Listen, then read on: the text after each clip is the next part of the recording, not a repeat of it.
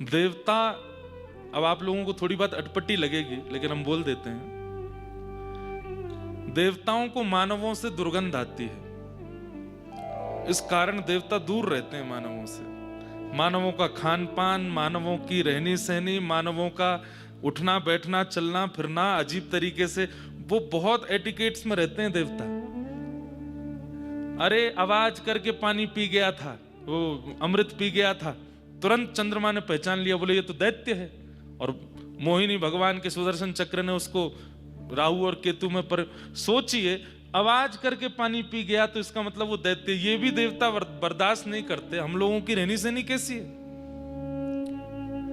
जिस प्रकार पूज्य श्री मलुकपीठ वाले महाराज जी एक बार अपनी कथा में बता रहे थे, बोले जिस प्रकार विष्ठा में पड़े हुए जीव जंतुओं को देख करके हमको घृणा आती है, ऐसे ही जब हम कचौड़ी खाते हैं, समोसा खाते हैं, उल्टी सीधी सामग्री खाते हैं, देवताओं को हमसे घृणा आती है। ये क्या खाते हैं, कैसे रहते हैं, कैसे सोते हैं, नहाते नहीं हैं, इनमें से कितनी दुर्गंध आती है। इसलिए देवता हमसे दूर ही रहते हैं।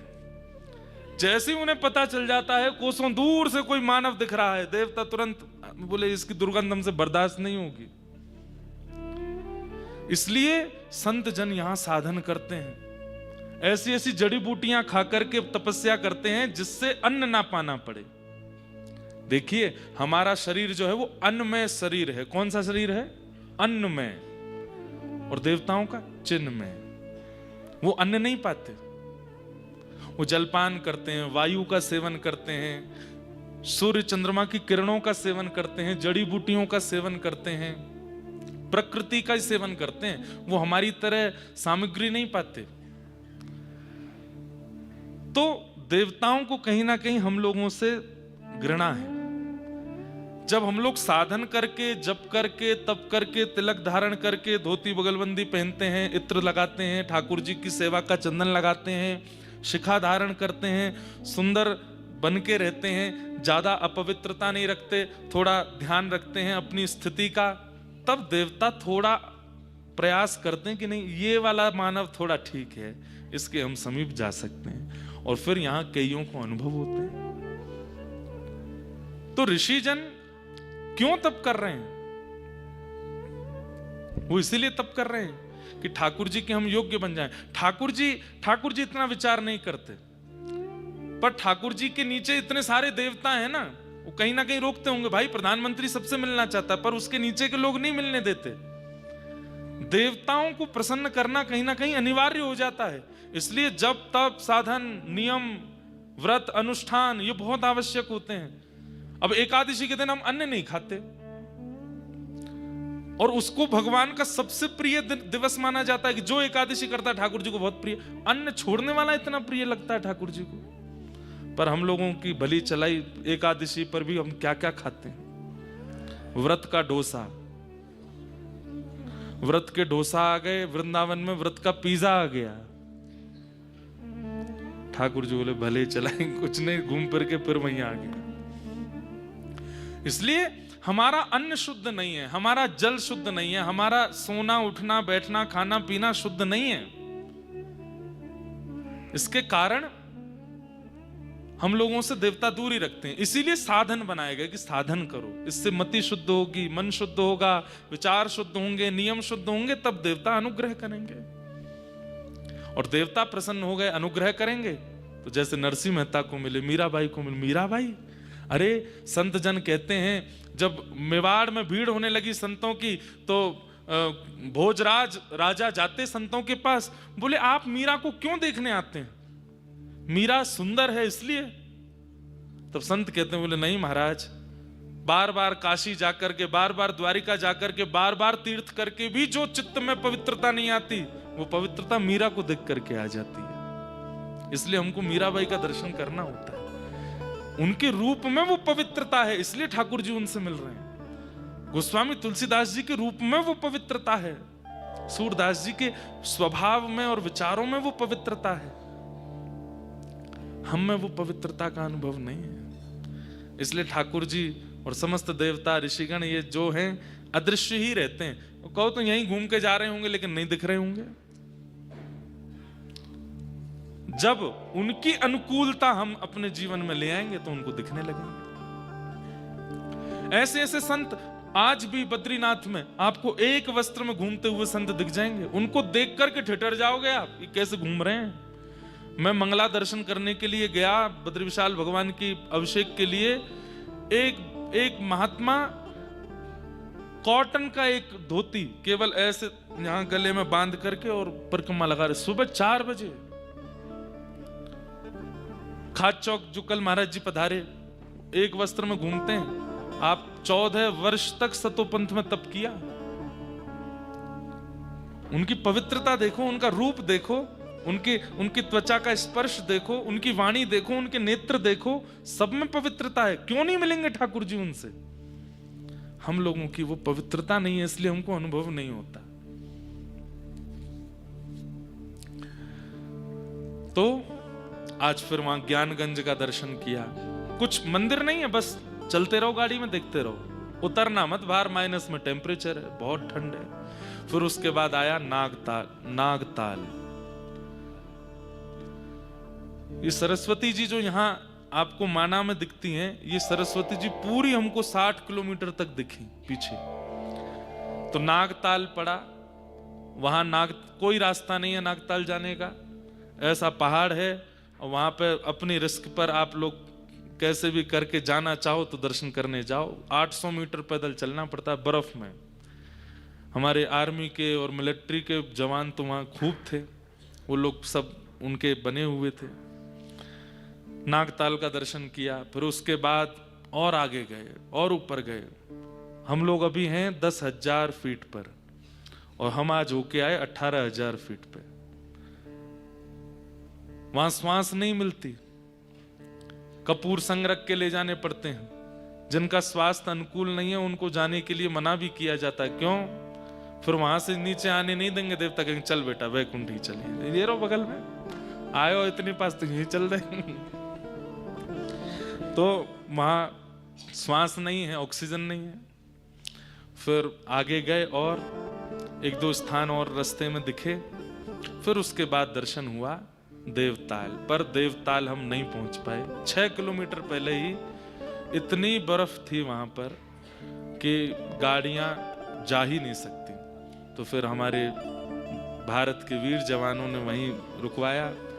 साक्षी गोपाल भगवान भी गए थे साथ में महाराज जी के, और उनके साथ सारे हमारे जो भारत के वीर हैं सब इतने भावुक हो गए, क्योंकि वहां इंसान जाते ही नहीं है। वो 10-15 लोग हैं, वो ही रहते हैं।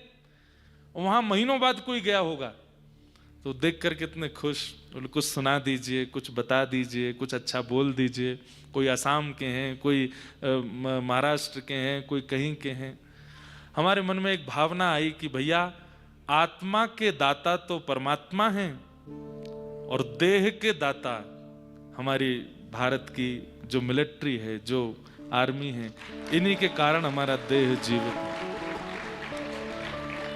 हमने पूछा यहाँ पे नेटवर्क तो आते नहीं, आप घर पे कब बात करते हो? बोले महाराज जी हफ्ते में 1 दिन बात करते हैं बस। देश दुनिया में क्या चल रहा है वो उनको कभी कभी पता चलता है, कई सारे बातें तो उनको पता ही नहीं रहती हैं। इतनी व्यस्तता उनकी अपनी सुरक्षा में और सब चीजों में। पर 18,000 फीट पे आज हम जब पहुंचे, साक्षी गोपाल भगवान के लिए पोहा बनाया, पकोड़े बनाए, सुंदर चटनी बनाई, उनका भोग लगाया, सबने पाया। हम यहाँ से ब्रजवासी के पेड़ा लेके गए थे वृंदावन के, सब बांटे, खूब आनंद आया। वहीं हमको तो लगा भैया कि देवता हमने प्रत्यक्ष नहीं देखे, लेकिन हमारे भारत के जो जवान हैं ये देवताओं से कम नहीं है, ये तपस्वियों से कम नहीं। इस बार मेरा मन था कि मैं बद्रीनाथ में तपस्वियों के दर्शन करूं, और मैंने कर लिए। वो तपस्वियों से कम है। वहां श्वास लेनी भारी पड़ती है, वहां रहना, पूरी खाल यहां से सब जल चुका है। इतनी तेज धूप की किरणें पड़ती हैं, नीचे ठंडा है, ऊपर से धूप की तेज किरणें, ये सब जल चुका है। हाथ जल चुके हैं, चश्मा लगा करके रहना पड़ता, क्योंकि एक तो धूप, ऊपर से बर्फ की जो रोशनी है, आंख खोल नहीं सकते वहां पे। वहां भैया देख के आए, हमारा तो प्रणाम करने का मन हुआ। पर सबको हृदय से लगाया, खूब उनकी बलैयां लेके आए। मैंने कि भैया बद्री विशाल भगवान कृपा करें, आप लोगों को कोई की नजर नहीं लगे, सब आनंद करो। आज वहां दर्शन करने के लिए गए। देवताल, नागताल, ज्ञानगंज, मुचकुंद गुफा, और फिर वापस यहाँ आ तो गए थे हम 3:30 बजे, वापस सुबह निकले थे 8 बजे, पर साक्षी गोपाल भगवान का श्रृंगार करना था तो उनका श्रृंगार किया जैसा भी बन पाया, जल्दी जल्दी 10-20 मिनट में जो बना श्रृंगार करके पधारे। तो मैं ये बात क्यों बता रहा था कि इस भूमि पर नाम की गति बहुत तीव्र है। एक रात बची है आप लोगों के पास, कल तो सबको जाना है, आज तो कथा विश्राम है। अरे कहां तक कहें, ये कथा आपने 7 दिन सुनी है, इस कथा में जो 6 दिन पूरे श्रवण कर पाए हैं उनको भी कम से कम 700 कथा सुनने का तो फल मिल ही जाएगा, एक कथा कहते। अब हमको भी, हम तो गिनती करते नहीं कितनी कथा हो गई, पर 700 कथा कहने का फल हमको भी मिल जाएगा भाई। 700 कथा हो गई एक कथा में। यहां पर एक बार कृष्ण कहने पर 100 कृष्ण के समान है। इसलिए भैया एक रात बची है, खूब बढ़िया जप करके जाना, अपने गुरु मंत्र का जप करके जाना, जो नाम प्रिय लगता हो वो नाम करके जाना, श्री बद्री विशाल भगवान को प्रणाम करके जाना कि हे बद्री विशाल, इन 6 दिनों में हमने कोई अपराध किया हो, हमसे कोई, क्योंकि ये मानवों के रहने लायक भूमि नहीं है, हम लोग यहाँ अपराध ही करते हैं, तो हमसे अपराध बनते हैं, उसकी क्षमा मांग करके जाना और कहना कि हे बद्री विशाल आप पुनः बुलाइएगा। एक परिवर्तन हुआ है, पर परिवर्तन बहुत अच्छा हुआ है, इसलिए हम आपको बता देते हैं। 21 से 27 मई जो कथा अगले वर्ष बद्रीनाथ में होनी थी, उसका स्थान परिवर्तित कर दिया है, और स्थान अब बद्रीनाथ की जगह नेपाल में मुक्तिनाथ में होगी वो कथा, और सीमित लोग जाएंगे। केवल कथा जो करा रहे हैं वो कानपुर के लोग हैं, और भक्ति पथ की ओर से केवल 60 लोगों को ले जाने की हमको अनुमति है, ज्यादा लोग वहां नहीं जाएंगे। और उसका रजिस्ट्रेशन भी 10 दिन पहले ही खुलेगा कथा से, जितने लोग कहेंगे बस उतने, क्योंकि वो यहां से भी ज्यादा ऊंचाई पर है। मुक्तिनाथ, मुक्तिनाथ कहाँ है? नेपाल में है, हिमालय की कंदरा में ही है, जहां से शालिग्राम भगवान प्रकट होते हैं।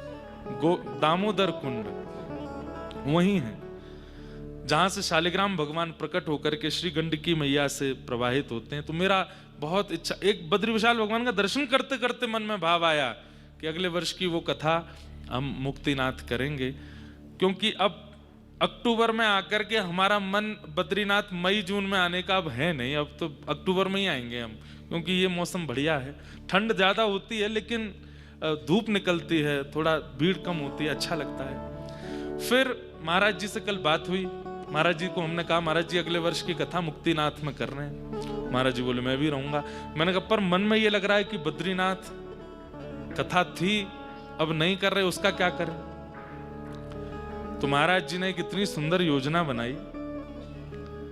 महाराज जी बोले महाराज जी आप अक्टूबर नवंबर में जब कपाट बंद हो उससे पहले 7 दिन का समय निकालिएगा जरूर, और कथा हम बताएंगे कैसे करनी है। मैंने कहा बताइए कैसे करनी है? बोले पहले दिन की कथा होगी बिना पंडाल, बिना लाइट, बिना, बस माइक होगा, जैसे अकिंचन हम करते हैं। कथा का समय वही 10-11 बजे से सुबह होगा, खुले आसमान में मुचकुंद गुफा पे करेंगे पहले दिन की कथा। दूसरे दिन की कथा करेंगे व्यास गुफा पे। तीसरे दिन की कथा करेंगे अपने नीचे सरस्वती और श्री गंगा जी का जो संगम है वहां केशव प्रयाग आगे, वहां करेंगे। फिर चौथे दिन की कथा चरण पादुका पर करेंगे। 5वें दिन की कथा खाद चौक आश्रम पर करेंगे। इस प्रकार 7वें दिन, 6वें और 7वें 2 दिन बचेंगे, एक दिन नर पर्वत पर, एक दिन नारायण पर्वत पर, और फिर एक यहाँ कंचन गंगा है आगे। जब आप लोग बद्रीनाथ से नीचे उतरते हैं तब एक ग्लेशियर पड़ता है और उसके ऊपर से होके गाड़ी जाती है, खूब पानी बह के आता है, वो गंगा जी हैं, वो कंचन गंगा है।